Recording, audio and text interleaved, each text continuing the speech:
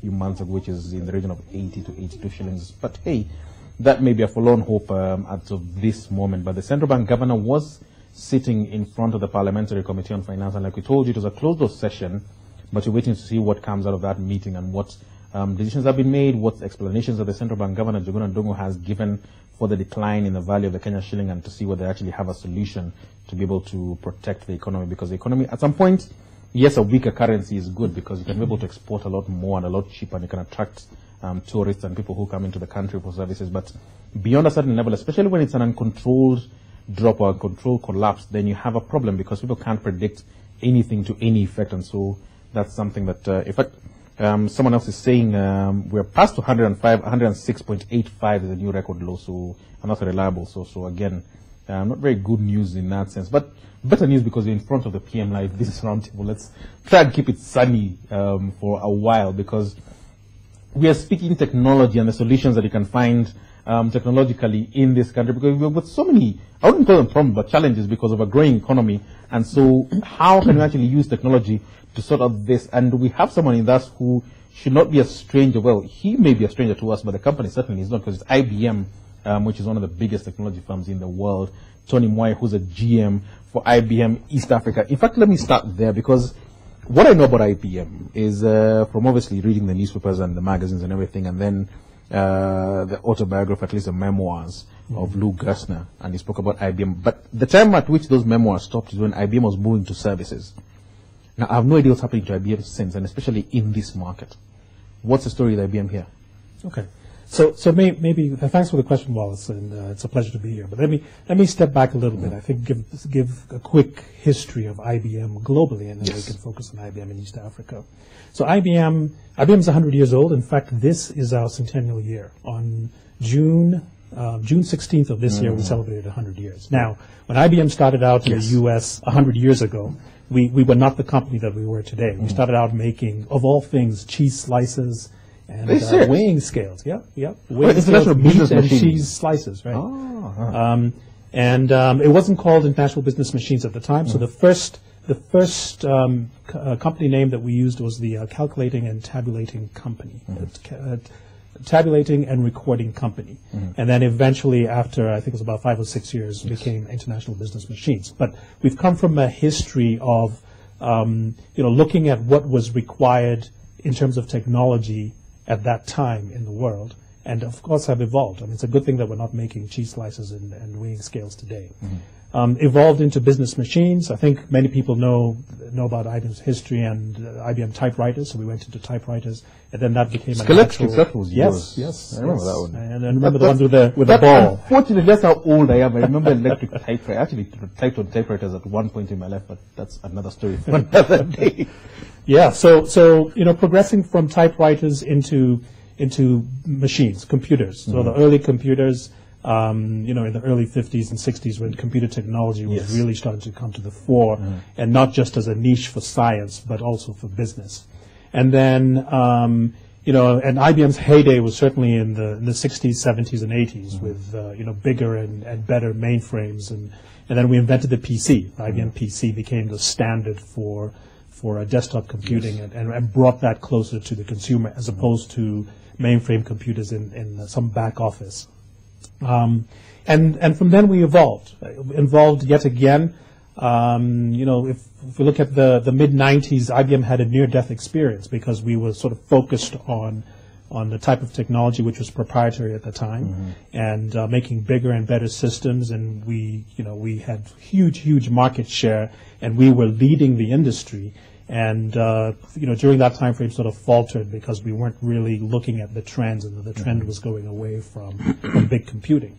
And as you mentioned about Lou Gerstner in his book, where he looks back at when he came into IBM to save IBM. Actually, his first intent was to break up IBM into little pieces, because we were not making the profits that were required. But he looked and he saw that inherent within IBM there was people that understood what it meant to create technology that was relevant for the world.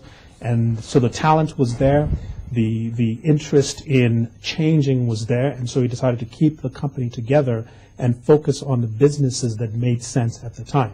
And so one of the things that we did was to divest of parts of the business that made no sense, or the margins were too small, or it just was not our core business, and really focus on higher value solutions. And that's where the services part came into it.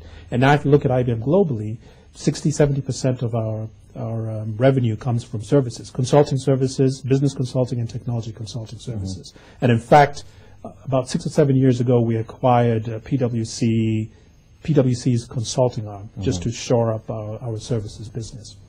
So IBM today is a company of over 425,000 people. We operate in 170 countries, and we have this very, very big push in what we call the growth markets. So IBM has reorganized itself. One section of IBM is the mature markets, and the other section is the growth markets, of which Sub-Saharan Africa and certainly East Africa is a part of that. Our headquarters for the growth markets is in Shanghai, in China, and there's about 150 countries within this growth markets unit. Now, within East Africa, which I have responsibility for, our headquarters are here in Nairobi, and I run the operations. Myself and my team are running operations in the East African countries: Kenya, Uganda, Tanzania, Rwanda, Burundi, Ethiopia, Djibouti, Eritrea, and just has been added to my patch is South Sudan. So basically, that whole eastern. Yeah. So the whole of East Africa. But what exactly then are you doing? Because in fact, there's several things that come to my mind when just from what you've said. Number one is from a business philosophy perspective. In fact, if this was a business school, that decision to switch around. Because I remember reading the book and other places that you've seen people do this, including Steve Jobs famously and turning around Apple and all those things, where people come and say, this is no longer the business we want to be in, and we want to be in another business. And to me, it's equivalent to Nation Media Group coming and saying, fine, we started in newspapers. Newspapers are no longer doing it for us. We're moving away from newspapers. But that decision tends to be made at the point when it's not too obvious. So I remember, I think it was 2005, I used to use a ThinkPad. And then it was sold off to Legend Computers, became Lenovo. Yep. They still have Lenovo ThinkPads. They're going to do stuff with it. And to them, it still makes sense to be in hardware. You say it doesn't make sense for you to be in hardware. How do you make that decision? Because to me, it just sounds like one of those things where you're shooting in the dark almost. Okay. So we didn't get away from hardware. What we did was, because we had multiple businesses within our hardware division. We used to make hard drives that we sold off to Hitachi. We used to make the laptops, as you say, we sold that to Lenovo. But we did keep the hardware business where we do make servers. We make low-end, mid-range, and high-end servers. We still make mainframes. So our hardware business is still very alive and well, but it's not, it's not a huge percentage of our total business as it used to be. But you're right. That decision of divesting of the parts of the business where it's not your niche or it's not your core, it's a difficult thing to do, and especially for IBM and for other companies, but certainly for IBM, when they decided to give up that part of the business, we had an operating system that was in competition with other operating systems. We had a lot of pride in it, but it took a lot to give it up. But it's the business reality that says, are you making money from it? Is this part of your core business? Does it align with your strategy going forward? And if it doesn't, then you've got to make the cultural shift. You've got to make the divestments of the business that you're trying to shed off and realign or reprioritize your investments in different businesses, which is where we went to services. Because the other thing is, and it sort of brings us very neatly to still that question where Sampam, son of the CEO, the global CEO, was here in Nairobi. And I remember actually read it in the New York Times, which always surprised me because you're hearing someone coming in from the U.S. reading in an American newspaper, but he's here in Nairobi. And it strikes me that he wouldn't be here for nothing. He wouldn't take a day to come to East Africa and have whatever meetings he had, make whatever decisions he was needing to make, unless there's something that he saw, unless it's something that he's looking at trends-wise and thinks this is actually makes sense for IBM in East Africa. What is that? Okay. So he came for a very specific meeting, which I'll tell you about, but it's on the broader context, it's IBM's investment or increasing IBM's investment in Africa, because we'd started that journey before Sam Palmisano, our CEO, came to Kenya in September last year. So he came specifically because we had signed a deal with Airtel, Okay, IBM had already had an engagement with Airtel in India from 2004, 2005, where they had outsourced, and they've continued to outsource their IT operations to IBM in India. Now, when Airtel bought out Zain and they came into Africa, 16 countries in Africa, Yes. I mean, it wasn't just a shoe-in for us, but they decided that they wanted to replicate the kind of efficiencies they get with their IT systems by outsourcing to a trusted partner like IBM. So that's what he came to do, is to actually seal the deal with the CEO of Airtel.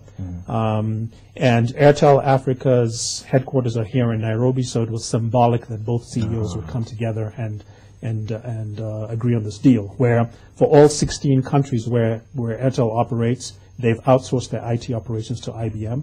And in 3 countries, they've also outsourced, in addition to their IT, they've outsourced their call center operations to IBM as well. So for that was, it's a significant investment. It's a 10-year deal, right? So IBM's not going anywhere. We've got this huge 10-year deal with Airtel, but that's not the only customer that we... As I was about to ask, how many such deals are there? Because Airtel is an easy, I wouldn't call it an easy win in that sense, but it's an easy win in the sense that it's 16 countries, and so it's a deal that's worth everyone's time. Yep. How many of those are there? How many such companies are operating in these markets? How many such companies are looking to outsource certain parts of their business? Not just to IBM, but we can even look at it from a global business perspective, where people say we would like to take this part of our business, and because it doesn't make sense for us to have 1,000 people handling a call center, for instance, or whatever other type of business it is, and then go out and outsource it. How many of those are there in this market?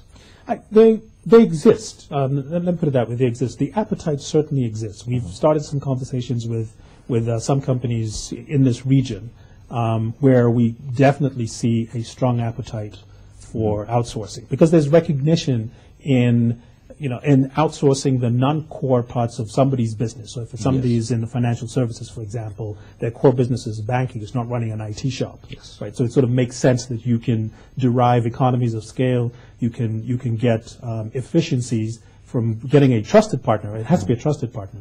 Getting a trusted partner to run your IT operations at certain service level agreements, at a certain cost point that is predictable to that financial service, for example. So the appetite exists.